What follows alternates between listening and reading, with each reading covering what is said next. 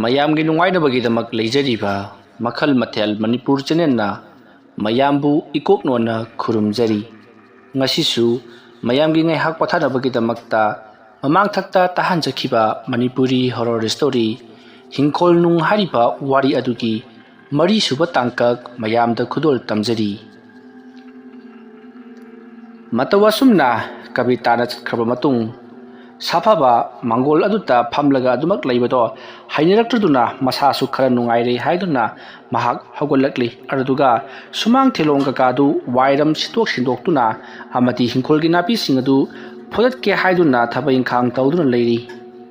ꯁꯣꯝꯗꯅ ꯀꯝꯗꯧꯔꯤ ꯆꯝꯁꯥꯕꯗꯨ ꯁꯥꯐꯕꯗꯨ ꯉꯁꯤꯒꯗꯤ ꯁꯤꯔꯝꯕ ꯌꯥꯔꯦ ꯈꯜꯂꯗꯨꯅ ꯃꯍꯥꯛ ꯄꯔꯞ ꯄꯔꯞ ꯂꯥꯛꯇꯨꯅ ꯌꯦꯡꯂꯨꯏ ꯑꯁꯨꯝꯅ ꯃꯍꯥꯛꯅ ꯂꯥꯛꯄ ꯃꯇꯝꯗ ꯀꯕꯤꯇꯥ ꯂꯝꯕꯤꯗ ꯍꯥꯏꯐꯦꯠ ꯊꯦꯡꯅꯩ ꯃꯇꯝ ꯑꯗꯨꯗ ꯀꯕꯤꯇꯥꯗ ꯆꯝꯁꯥꯕꯅ ꯏꯕꯦꯝꯃ ꯅꯪꯗꯤ ꯀꯗꯥꯏ ꯆꯠꯀꯦ ꯍꯥꯏꯔꯤꯕꯅꯣꯅꯦ ꯑꯌꯨꯛ ꯑꯉꯟꯕꯁꯤꯗ ꯑꯉꯥꯡ ꯃꯆꯥꯗꯨꯒ ꯑꯗꯨꯝꯅ ꯍꯥꯏꯔꯛꯄꯗ ꯀꯕꯤꯇꯥꯅ ꯍꯟꯗꯛ ꯑꯩꯈꯣꯏꯒꯤ ꯌꯨꯝꯁꯦ ꯀꯔꯤꯅꯣꯝꯃ ꯏꯇꯧ ꯇꯧꯔꯛꯂꯤ ꯑꯗꯨꯗꯨꯒꯤ ꯑꯩ ꯑꯉꯥꯡꯁꯦ ꯏꯄꯥꯝꯗ ꯃꯇꯝ ꯈꯔ ꯊꯝꯂꯨꯈꯤꯒꯦ ꯍꯥꯏꯗꯨꯅ ꯄꯨꯔꯤꯕꯅꯤ ꯍꯥꯏꯗꯨꯅ ꯍꯥꯏꯔꯛꯄꯗ ꯆꯝꯁꯥꯕꯅ ꯍꯦꯔꯥ ꯌꯨꯝꯗ ꯑꯗꯨꯒꯨꯝꯕ ꯑꯃ ꯊꯣꯛꯂꯦ ꯍꯥꯏꯗꯨꯅꯕꯨ ꯏꯆꯥ ꯏꯄꯥꯝꯗ ꯊꯩꯗꯣꯛꯄ ꯍꯧꯅꯗꯦꯗ ꯍꯥꯏꯗꯨꯅ ꯍꯥꯏꯔꯝꯂꯒ ꯆꯠꯈꯤ ꯃꯇꯝ ꯑꯗꯨꯗ ꯀꯕꯤꯇꯥꯅ ꯆꯝꯁꯥꯕꯗ ꯈꯔ ꯆꯤꯡꯅꯈꯤ ꯃꯍꯥꯛꯅ ꯌꯦꯡꯂꯤꯕ ꯃꯤꯠꯌꯦꯡ ꯅꯥꯌꯦꯡ ꯑꯃꯗꯤ ꯋꯥꯉꯥꯡ ꯁꯉꯥꯡꯁꯤꯡ ꯑꯗꯨꯗ ꯃꯁꯤꯗꯒꯤꯗꯤ ꯆꯝꯁꯥꯕꯗꯣ ꯀꯕꯤꯇꯥꯅ ꯂꯩꯔꯤꯕ ꯍꯥꯏꯕꯗꯤ ꯁꯥꯐꯕꯒꯤ ꯌꯨꯝ ꯑꯗꯨꯗ ꯌꯧꯁꯤꯜꯂꯛꯂꯤ ꯁꯥꯐꯕꯗꯣ ꯃꯥꯡꯒꯣꯜꯗꯒ ꯁꯤꯔꯒ ꯂꯩꯔꯕ ꯖꯥꯠꯂꯥ ꯍꯥꯏꯗꯨꯅ ꯊꯣꯡꯒꯥꯜꯗꯒꯤ ꯌꯦꯡꯁꯤꯜꯂꯛꯏ ꯃꯇꯝ ꯑꯗꯨꯗ ꯁꯥꯐꯕꯗꯤ ꯌꯥꯝꯅ ꯃꯁꯥ ꯌꯥꯡꯅ ꯋꯥꯏꯔꯝꯒ ꯁꯤꯠꯇꯅ ꯑꯃꯗꯤ ꯅꯥꯄꯤꯒꯗꯨ ꯐꯥꯜꯂꯒ ꯂꯩꯔꯝꯕꯗꯨ ꯎꯔꯨꯕꯗ ꯆꯝꯁꯥꯕꯗꯤ ꯉꯛꯄꯗ ꯂꯣꯏꯔꯤ ꯍꯦꯟꯅ ꯁꯣꯟꯁꯤꯜꯂꯒꯗ꯭ꯔꯥ ꯍꯥꯏꯔꯒ ꯉꯔꯥꯡꯗꯒꯤ ꯀꯟꯈꯠꯂꯛꯂꯤꯕꯁꯤꯅ ꯀꯔꯝꯍꯥꯏꯅ ꯇꯧꯔꯤꯕ ꯖꯥꯠꯅꯣ ꯍꯥꯏꯗꯨꯅ ꯆꯝꯁꯥꯕ ꯌꯥꯝꯅ ꯁꯥꯎꯅꯤꯡꯅ ꯑꯃꯥꯏꯕ ꯈꯣꯏꯗꯣꯡꯒꯤ ꯃꯅꯥꯛꯇ ꯑꯣꯏꯅ ꯆꯠꯂꯒꯦ ꯈꯟꯗꯨꯅ ꯃꯍꯥꯛ ꯑꯃꯥꯏꯕ ꯈꯣꯏꯗꯣꯡꯒꯤ ꯃꯌꯨꯝꯗ ꯂꯥꯛꯂꯤ ꯑꯁꯨꯝ ꯂꯥꯛꯄꯅ ꯑꯃꯥꯏꯕ ꯈꯣꯏꯗꯣꯡꯒꯤ ꯃꯌꯨꯝ ꯌꯧꯔꯛꯂꯕꯗ ꯑꯃꯥꯏꯕ ꯈꯣꯏꯗꯣꯡꯕꯨ ꯀꯗꯥꯏꯗ ꯂꯩꯕꯒꯦ ꯍꯥꯏꯗꯨꯅ ꯀꯣꯏꯌꯦꯡ ꯌꯦꯡꯂꯛꯏ ꯃꯇꯝ ꯑꯗꯨꯗ ꯑꯃꯥꯏꯕ ꯈꯣꯏꯗꯣꯡꯗꯤ ꯏꯁꯩ ꯀꯀ ꯉꯪꯂꯗꯅ ꯌꯥꯝꯅ ꯅꯨꯡꯉꯥꯏꯅ ꯊꯕꯛ ꯇꯧꯗꯨꯅ ꯂꯩꯔꯝꯂꯤ ꯃꯇꯝ ꯑꯗꯨ ꯆꯝꯁꯥꯕ ꯄꯔꯞ ꯆꯪꯁꯤꯜꯂꯛꯄꯗꯨꯗ ꯈꯣꯏꯗꯣꯡꯅ ꯀꯅꯥꯒꯨꯝꯕ ꯑꯃ ꯆꯪꯂꯛꯂꯦ ꯍꯥꯏꯕꯗꯨ ꯈꯪꯕꯅꯤꯅ ꯃꯍꯥꯛꯅ ꯂꯩꯊꯣꯛꯂꯒ ꯌꯦꯡꯂꯛꯄꯗ ꯆꯝꯁꯥꯕ ꯑꯣꯏꯔꯝꯂꯤ ꯃꯇꯝ ꯑꯗꯨꯗ ꯑꯃꯥꯏꯕ ꯈꯣꯏꯗꯣꯡꯅ ꯍꯥꯏ ꯀꯝꯗꯧꯔꯦ ꯅꯨꯄꯤꯗꯨ ꯅꯪꯅ ꯂꯧꯔꯕ꯭ꯔꯣ ꯑꯁꯨꯝꯅ ꯍꯥꯏꯔꯛꯄꯗ ꯆꯝꯁꯥꯕꯅ ꯀꯗꯥꯏꯗꯒꯤ ꯅꯨꯄꯤ ꯂꯧꯕꯅꯣꯅꯦ ꯑꯣꯖꯥ ꯅꯠꯇꯦ ꯑꯣꯖꯥꯅ ꯇꯧꯕꯤꯔꯤꯕꯁꯤꯕꯨ ꯀꯔꯤꯅꯣ ꯍꯥꯏ ꯀꯩꯗꯧꯔꯒꯦꯅꯦ ꯃꯑꯣꯡꯒꯗꯤ ꯌꯥꯝꯅ ꯃꯥꯜꯂꯤꯅꯦ ꯉꯔꯥꯡꯒꯗꯤ ꯑꯃꯨꯛꯇꯣꯏꯕ ꯍꯦ ꯍꯦ ꯍꯜꯂꯗꯅ ꯑꯗꯨꯒ ꯉꯁꯤꯗꯤ ꯑꯃꯨꯛꯇꯣꯏꯕ ꯁꯥꯃꯨ ꯆꯥꯝꯃꯒꯤ ꯄꯥꯡꯒꯜ ꯀꯜꯂꯒ ꯂꯩꯍꯧꯔꯤ ꯀꯔꯤꯅꯣꯅꯦ ꯅꯪꯅ ꯍꯥꯏꯔꯤꯕꯗꯨꯕꯣ ꯅꯠꯇꯦ ꯅꯪ ꯑꯩꯅ ꯐꯨꯝꯂꯨ ꯍꯥꯏꯕ ꯖꯒꯥꯗꯨꯗ ꯐꯨꯝꯗ꯭ꯔꯕ꯭ꯔꯣ ꯑꯁ ꯐꯨꯝꯂꯤꯕꯅꯤꯅꯦ ꯑꯩꯅ ꯐꯨꯝꯂꯤꯕ ꯖꯒꯥ ꯑꯗꯨꯗ ꯑꯩꯅ ꯌꯥꯝꯅ ꯉꯛꯄ ꯑꯃ ꯊꯦꯡꯅꯔꯛꯂꯦ ꯀꯔꯤ ꯊꯦꯡꯅꯔꯕ ꯑꯁ ꯉꯔꯥꯡ ꯑꯩꯅ ꯐꯨꯝꯂꯝꯕ ꯖꯒꯥ ꯑꯗꯨꯗ ꯋꯥꯁꯤꯡꯗꯣ ꯃꯤꯅ ꯌꯥꯟꯊꯠꯈꯤꯕꯒꯤ ꯃꯑꯣꯡ ꯃꯌꯥꯝ ꯑꯃ ꯂꯩꯍꯧꯋꯤ ꯋꯥ ꯌꯥꯟꯕ ꯃꯤꯑꯣꯏꯁꯤꯡꯗꯨꯅ ꯈꯪꯈ꯭ꯔꯕ꯭ꯔꯥ ꯈꯪꯗꯦꯗ ꯅꯪ ꯁꯤꯕꯨ ꯀꯔꯝꯍꯥꯏꯅ ꯉꯪꯅꯁꯤꯒꯦ ꯃꯤꯅ ꯋꯥꯗꯨ ꯌꯥꯔꯣꯏꯗꯕ ꯋꯥ ꯑꯅꯧꯕ ꯖꯒꯥ ꯍꯧꯕ ꯖꯒꯥ ꯈꯔꯗ ꯐꯨꯝꯂꯝꯂꯕꯗꯤ ꯍꯦꯟꯅ ꯐꯔꯣꯏꯗ꯭ꯔꯣ ꯃꯊꯣꯡ ꯆꯥꯗꯕ ꯍꯥꯏ ꯅꯪꯅ ꯅꯄꯪ ꯄꯪꯖꯕꯅ ꯁꯣꯏꯕꯅꯤ ꯑꯦꯔꯣ ꯑꯣꯖꯥ ꯑꯩꯉꯣꯟꯗ ꯉꯥꯛꯁꯨ ꯇꯥꯟꯅꯕꯤꯔꯛꯀꯅꯨꯗꯅ ꯐꯔꯦ ꯑꯍꯥꯟꯕꯒꯤ ꯑꯗꯨꯅ ꯁꯣꯏꯔꯕꯅꯤꯅ ꯑꯅꯤꯁꯨꯕ ꯑꯃꯨꯛ ꯊꯥꯕ ꯇꯥꯕꯅꯤ ꯅꯪꯒꯤꯗꯤ ꯗꯦꯁꯥ ꯎꯄꯥꯏ ꯇꯧꯗꯅ ꯅꯨꯄꯤ ꯑꯗꯨ ꯂꯧꯗꯕ ꯌꯥꯗꯦ ꯅꯪꯅ ꯀꯕꯤꯇꯥ ꯍꯥꯏꯕꯗꯨ ꯑꯩꯁꯨ ꯎꯔꯦꯅꯦ ꯑꯩꯅ ꯀꯃꯥꯏꯅ ꯇꯧꯕꯖꯥꯠꯅꯣ ꯃꯥꯅ ꯅꯨꯄꯤꯗꯨꯗ ꯉꯥꯎꯔꯤꯕꯁꯤꯕꯣ ꯍꯥꯏꯗꯅ ꯑꯩꯗꯣ ꯉꯍꯥꯟ ꯑꯗꯨꯛ ꯆꯠꯂꯨꯕꯅꯤ ꯑꯗꯨꯏꯗꯨꯗ ꯃꯍꯥꯛꯁꯦ ꯍꯦꯛ ꯊꯦꯡꯅꯔꯦ ꯑꯁ ꯌꯥꯏ ꯅꯪꯅ ꯉꯥꯎꯔꯤꯕꯗꯣ ꯌꯥꯏ ꯑꯩꯅ ꯀꯕꯤꯇꯥꯒꯤ ꯃꯔꯝꯗ ꯋꯥ ꯑꯗꯨꯛ ꯍꯪꯂꯨꯕꯗ ꯈꯨꯜ ꯑꯗꯨꯒꯤ ꯃꯤꯌꯥꯝꯗꯤ ꯀꯕꯤꯇꯥꯗ ꯉꯥꯎꯔꯒ ꯂꯩꯔꯝꯂꯦꯗꯅ ꯃꯍꯥꯛꯄꯨ ꯐꯪꯖꯔꯕꯗꯤ ꯍꯥꯏꯗꯅ ꯃꯌꯥꯝ ꯄꯨꯝꯅꯃꯛꯁꯤ ꯃꯌꯥ ꯀꯥꯗꯅ ꯉꯥꯏꯔꯒ ꯂꯩꯔꯝꯂꯦ ꯀꯕꯤꯇꯥꯕꯨ ꯀꯜꯂꯛꯂꯤꯕꯁꯤ ꯑꯩꯗꯤ ꯅꯪꯅ ꯇꯣꯝꯇꯔꯥ ꯍꯥꯏꯗꯅ ꯈꯜꯂꯨꯕꯅꯤ ꯈꯨꯜ ꯑꯗꯨꯒꯤ ꯅꯨꯄꯥ ꯃꯆꯥ ꯅꯍꯥ ꯐꯥꯎꯕ ꯀꯕꯤꯇꯥꯕꯨ ꯀꯜꯂꯛꯇꯕ ꯑꯝꯇ ꯌꯥꯎꯗꯦꯅꯦ ꯃꯇꯧ ꯑꯁꯨꯝꯅ ꯈꯣꯏꯗꯣꯡꯅ ꯍꯥꯏꯔꯛꯄ ꯑꯗꯨꯗ ꯆꯝꯁꯥꯕꯗꯤ ꯍꯦꯟꯅ ꯃꯊꯣꯏ ꯀꯥꯈ꯭ꯔꯤ ꯇꯁꯦꯡꯕꯒꯤꯗꯤ ꯈꯣꯏꯗꯣꯡꯅ ꯀꯕꯤꯇꯥ ꯍꯥꯏꯔꯤꯕꯁꯤ ꯀꯅꯥꯅꯣ ꯍꯥꯏꯕ ꯐꯥꯎꯕ ꯈꯪꯕ ꯅꯠꯇꯦ ꯆꯝꯁꯥꯕꯗꯒꯤ ꯄꯩꯁꯥ ꯂꯧꯊꯣꯛꯄ ꯌꯥꯅꯅꯕꯒꯤꯗꯃꯛꯇ ꯃꯍꯥꯛꯅ ꯍꯥꯏꯖꯤꯟꯅꯔꯤꯕꯅꯤ ꯃꯇꯝ ꯑꯗꯨꯗ ꯈꯣꯏꯗꯣꯡꯅ ꯑꯃꯨꯛꯀꯁꯨ ꯍꯥꯏꯔꯛꯏ ꯀꯕꯤꯇꯥ ꯍꯥꯏꯔꯤꯕ ꯅꯨꯄꯤꯗꯨ ꯏꯕꯨꯡꯉꯣ ꯌꯨꯝ ꯀꯣꯏꯒꯗꯕ ꯅꯨꯄꯤꯅꯤꯅꯦ ꯃꯁꯛꯇ ꯃꯇꯧꯗ ꯀꯨꯆꯨꯗ ꯀꯨꯃꯦꯟꯗ ꯋꯥꯡ ꯆꯥꯎꯕꯗ ꯃꯥꯃꯨꯛ ꯐꯖꯕꯗꯤ ꯂꯩꯇꯦ ꯏꯄꯥ ꯏꯄꯨ ꯂꯥꯏ ꯍꯥꯛꯇꯛꯇꯒꯤ ꯆꯠꯅꯔꯛꯂꯕ hainaba saban nganoi saban laiba duning hei samsaba hena mathoi kakri masidagiti amaiba khoitau do ansinduna adu oza mahabu phagnaba kaino upai madi tauge throge nangi se mahaki nupadu hatuk taba aduga magi masadu su hatuk taba ha adati nupidu da layama karima thomlaga lobodi kamdoba oza madun hena lanjom thoroklagani magi safaba haibadu singkraba bini mana ne magi nupidu da dugumaina lewa tinwa thajallaga phari bani haibasi khangakpada ai hingada banati yera ibungo napangal adukal libudu thoe hatu khino as oza aikhoina hatpadi nangbu thana laktunu phaiwani oza hoina hatpadi kisu todi fare ai wakal tare han bagi tu nang khara soibani ko paisa so mayam changhalaga fare handa mo lising tara piyo atuka ai aruba thabaka ma nongoda sinaragi hariba thabaka sidi wa yanba lakpa mina su khanglaroi atuka sampot khoiba mina su khanglaroi masiri aina somdagi kapki gadobani masinabu pan khrabadi hai magi samsaba haibadu numir humni gi manung sigidori bani ne masibu aikoina sor satpa haina kawi nang sor salabadi yaraba natro oza sor satpa hoine adu goza paisa adu ama lori badu karigino ehe hai nang na maibagi maramda kari khangi ha sor satpa haibasi hektamak ilai laina tawba yaba natine aina mahakbu sor sanaba lewadu thakraba matungta mahak numitu da sibasu yai aduga nongalaga sibasu yai aduga mathangge nongalbada numiru humni subadadi mahak sungsoi soi da sigadauri bani karigumba mahak siribara sidabara haibasi aikoina numiru humni si tumba chaba khangda senagadauri bani mahana ahingdabu siraklabasu taibangdabu siraklabasu mahna thibaga aikoi manak nakpa pukri amada jom chongtharaga irujagadori bani aduga ne lewa ama solaga yumda kakadori bani maduna lawdaba tarabati aikoi si sigadori bani ne ha thawai kubak ta habana honagadori ba thabak adugi damakta ye lising tarada ye aidi lak ama bulongni bani as oza yarn lising taradu da dumak janarasi fare amabu oire oza ai lising taradu ai hoji phawgidi leitre aduna ai hayeng du hoi ai hayeng la horela ma lakcharagi adu duga ne ma hatabdi adabani ma halabadi ne ai ningbase thungadori bani aduga magi yamnaba hinkholudusu aina phangba yari bani ne adudi matau karamna oza magi machanupa adudi hoji hatkiroi magi machanupa aduda maming onsalani dara adugidi machanupa du aina mo hatoni adugidi aina mu magi nupidu onsalani haibadi kabita da onsalani kabita adudagi onsalabani na kabita adudi ai ori bani na hinkoldu ai gi oigi dori bani nangi hauji leiribi hinkol sidi kamdauba as oza masi sune asmingodagi paisa pubada hinkol sisu bulge dori bani aigi chinina mayam duga yenaba matamda hinkol sisu katani phanglibasi yumpham mache tu katani adu sune aini juar sanaba yusak tokpada ne mingonda pandan thambada loidoroba hinkoni aduna ai saphaba amadi maki masatu hataba yatabani pare nangna hek pamleba thabak khodimak aina loinamak tobigani tawgadabu nangna ingonda ha sen bibidi wat payaroi chalo sen jawra kanda lauko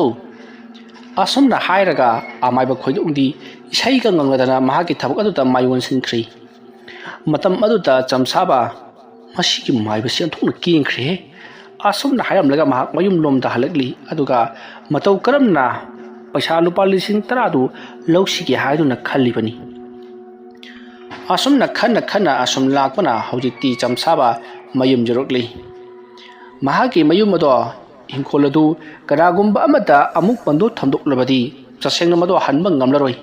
karigumbada hanba ngamdaba thoklabadi sodar matki hinkolado lawkhragani haibsima na khanglibani hinkol aduna thamduna lejaklibasi phana kuirabani sendoisu selepsu amata pibanati adubu chamsaba wakhal khanba yaba khalabagi tungta hojikti sungsoi soidana safababu halagani safaba halabadi mahaki lowing kolpunamak aina loinamak phanglagani khalladuna hinkolado amu hanna thamduknabagidamakta hana hingol paikhiba miyoi edugi manakta laktuna lupa lising tara amukasu loksan khrei asumna tawduna hawjikti chamsaba amaiba adugi manakta oina chadnabagidamakta sem sakhi हिंखोल अदुबु बंधान थमगदुरिबा मियोय अदुना नुंथांग वयमदा वयना लाकदो पैसादो पीरगी हायरकपदगी समसाबा हौजिक मयुम लोमदा हलकलिबनी महाना तौरिबसी चुमलिबरा नत्रगना लालिबरा हाइबसी मसाना फौबा ज्ञान ताजरक्तबगी मतंग दुखलकली सोमदना कमदौरी साफाबा अमति कविता अंगांग अदो थरनबा मतुंगदा करी करी तौसिगे असोपदो हौजिक काइथोक्सिरा हाइदुना मकोय वा खनदुना लेरी अदुगा मफम असिदा तौरिबा असि कनानामक्ति तौहलिबा जातनो हाइबदु मखोयना वा खनरी मतम अदुता कविताना चमसाबगी मतंगदा वा हौदोकनिंखि अदुबु साफाबा ओजि ओरिमु वसिदा खंसाउ सरक्तुना चमसाबगी मनाक्तगा चतुना खना चैनबा थुकलबदी ओथुंना फलरोय हाइदुना हाइबमक्तरी हाइदोकलमदि मसिगी मतुंग मतम अदु हौख्रदुना नुंथिलगी मतम ओइसलकली नुंथिल नुमिदांग वाइरम अदुता चमसाबा आमाइबा खोइदोंगी मयुमदा लाकली अरदुगा लुपा लिसिंग तरादो पीरदुना महान पाउंडबा थबगदु सोदना तौरो महाकी थवायदो सटलो हाइरकली आसमना वारी वताई सानरबा मतुंगदा आमाइबा खोइदोंगना फरे फरे महाकी थवायदो बुदी आइना सोदना सटलगनी अदुबु थवाय अदुना लैरिबा जगा अदु खंगनदबा यादी मरमदुना से मसिकी उयुंग से मसिनंग लेबाक मनुंगदा येसिनगदबनी फुंबा यारोय येसिनगदबनी उयुंग असिना हांना मपुंग फाना थुमनबा येसिला मतुंगदा लैमाइदगी इंची मंगा तरुक्ति लेनुंगदा जेसिलंगदबनी ए कयुने हारिसिबो ओजा मसिकी उयुंग असि खर खतबक नतबा मपुंग फाना जेलबा मतुंगदा लेबाक मनुंगदा मुक्सु जेसिलंगदबा होयने आसे सिगी मतोंसिदा सुगुम्बा उतुप अमा थारगा उतुपतुदा अमुक मथका थाजल्लु अदुतारदी मनगा सुम संख्रगनी हाइबदी उयुंग अमा लै हाइबसि मिना खंगदनबा लेनुंग जोंगनबा फुमजिल्लमु येसल्लमु हाइबनीने ओ अदु येबिदि मखोल तारोइद्रो ए मखोल तारगना ताजरे नंगना थोप मदुमदि तौजबा ताबनी आ फरे फरे चलो चलो मदुकी मखा ताबदे तौरके हाय हिंखोल अदुगी मीना पांगा चंगदबा जगा अमदा तौगदबनी अदुगा हिंखोल अदुसु साफाबगी हिंखोल ओइबा जगा अमदा तौगदबनी ज्ञान तायदना नंग मीगी हिंखोल तौरबदी मुसिन मुबा तमुबीदु लाक्तना इबुंगो नंग ए ओजा मोइगी युमथंगरबदा तमुबी कोबम लैयदि ओजन कमाई खंगिनो मतम अदुदा खोइदोंना से अइना हाइबसी कराइदनोदि चानरी हाय करिगी खंगदनी अइना सनोंगोंदा हाइख्रे करी तौरी करी चारी हाइबसी अइना कुपसेन सेदरिबनीने फारे चलोको उयुंग येबा हाइबदु कावनो अदुगा नैजैगदोरिबसे मतम अमते हेक्ते यादेको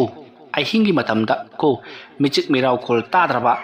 हुइदगा आउरा खोंगदु खंगिदना अस ओजा सिदो हाय अइना हारिबसना ज्ञान तानबा हारिबनीने मरुदा तौगदबनी अतै मतमदा तौरबदी सिदा पालोय कोइबो अरेमबदा फानरक्तना फैजै जिंगदना युंगनबु पुरिबु उयुंगदुना थबाकते युंगदना अरेमबदा सिगनिको ओजा आई ग्यालोय तादरेसे आई चले ओजा चलो चखरेने लुपा लिसिंग फनायामदि खोंगले फै पैसा सिना माइ पाक्त्रगना माना तौजबसी याद्रगना अइंगोंदे सोदना हाइबा लाखिगनि मरुदना लैवा अमा थोक थाजल्लका ngौरी फै लेहनख्रग लोरे आइरि पैसा फंग लोरेदा असुमना अमाइबा खोइदोंदु पैसा सिंगदु जरा थीरगा ममाइदगा हुमदुना यामा नुंगाइना लेहौरी सोमदना कमदौरी चमसाबा महाक होरेन नुमिदांग तौगदुरिबा थबक अदु खंजिल्लुबदा बिबुला इचु चुरी मंगगा सुम लाकली अदु उयुंगदुसु खाव अमदा याम सापचलगा पुदु लाकरिबनी मतमदुदा अहल अमना चमसाबाबु कन्न कौरी अदुबु महाक तरंग अमदा चटपना पाक खुमलमदी मतमदुदा अहलदुना हाय चमसाबा नंबु ताद्रबने हायुन हंगलपदि चमसाबा खंगाई खंजिल्लोइना ए ओजा माइबा ए आइदि ओजा माइबा नतिने ए खुरा नते नंबु कैदरोगे नंबु आतो नंग नुपी खाइनरे हाइदना ताई करिगिनो बदुबो खुरा नुपी दु खाइनबु नति खुरा ए अदुदि कैदोरिबा ngahanabani khara saunabadagi नुपी दु चखरेना हाय नंगसु कौरुद्रे हाये करिगिनो बदुबो खुरा खाइनबु नति ओजा काइनबनि खुरा काइननि मसि nganglibसिबो हाय नंग मिरु nganग्रे नंग हाय आइना हारिबसिनी इबे मदो यामना फबनी ngasi phawdna ikhoi um tamne khura ma matada haibade ge henjadaba imongni ai lawsuluso suja nomja badar mathau wariba nangna nonga madagi numit tabo yu thakpaga jwar sanabaga leithokle ha aduduga chak chakhom ma pijariba adagi amuksu yungi thabai khang sudana nangi khrosa prosajo huliba ai nupi adu nusidaba tawganu kana gumbi amada orebadi bungo tumlingai dane lengak samdu thanga lelaga hatu piramgani heibo ai ai lawsuluso ko ngausunanu ahal aduna chakhraba matungda chamsaba ahal du yenglaga ngehak leramlaga mahaki yum lomda laklei mayum yawraga mahna prokliba khawadu mafam chana thamki arduga mahak wakhal ngehak tawi mahaki nupi na magi damaka tawi riba mayam adu ningsinglubada mahaki nupi bu amu ningsingdabdi natti matamadu chamsabana mahaki nupi ningsingluraga kabita gi maming hek ningsinglubada kabita mamang phangsangsangna chongthorakli fajaraba fijol sing leitingduna mahaki manakta changsilakpa aduga hawrbai sing glass ama pitharakpado mahana khoidana thaksaba adugi matungda mahaki yamlaba lanthum mahaki mapuroibada leitrabani na mangoda nama pansilakpa mardagi mahanga ningthau oduna panba haibi ki wakhala sita tarang malang amada mungnu i somdana kamdauri safaba amati kabita yum aduda karibu torokaduri bazano oja amaiba hembana haibada tasalangpan kaya phatti haiduna di hairami haiduna wa khanadun leiribani matamde asum haukibana ahingi matam oisilakli chamsaba haina khibagi matungina mahak toksu ama pairaga mahak uyungjungmadoriba uyu adu puraktuna mahak safabagi mayum lomda paraparap lakli ahingi matam oibanina mambana su loirabani adubu yamna mamlabasu kharkhardi adumak uribani asomna asum lakpana haujikti safabagi mayum jupsilakpada itha hek thajadana thabal mangana punglang langkri matamadu jamcham sabana aigi ting pangna baridamukta thaja sisu ngalakle tawrisi aigi thabaksi magi pakadori bajani e ara pada huisu khongle oja maibana hui khol ko matam haikibani sab ek chaida horen aina layei thaba matamda makolli phajana haurani ahingi matam oibanina mayam chansel laktana pharabadi arembadani aise phaijai jingadori banine asumna samsabadu matomta murum solaga safabagi hingkhol aduta changsilakli hingkhol aduta morok amati ate polam kaya amasu tharamli matamadu mahangna kadai waide yungsige hatuna asum khalakpada ate mafamda yungdabadi khangkibasu yai aduna